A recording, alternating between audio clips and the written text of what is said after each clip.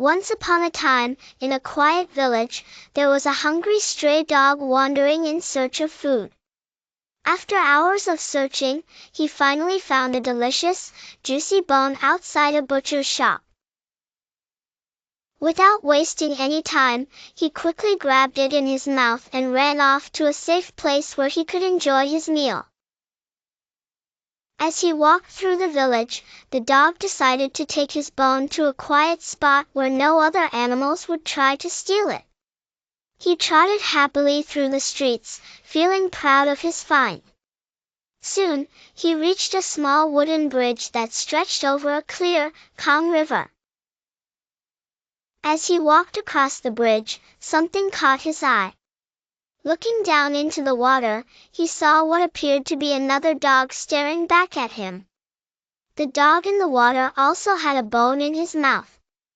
What the foolish dog didn't realize was that he was simply looking at his own reflection. But in his mind, he thought, that dog's bone looks bigger than mine. If I can take it from him, I will have 2 bones instead of 1. Greedy for more, the dog forgot all about the bone he already had. Without thinking, he opened his mouth to bark at the other dog.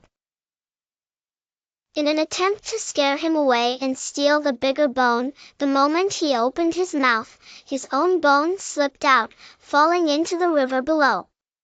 He watched in shock as the bone disappeared beneath the water, sinking to the bottom. The dog panicked and tried to grab it, but it was too late. His greed had cost him the very thing he already had.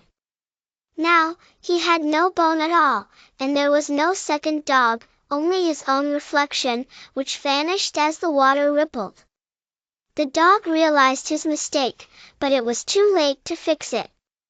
Feeling sad and disappointed, he walked away.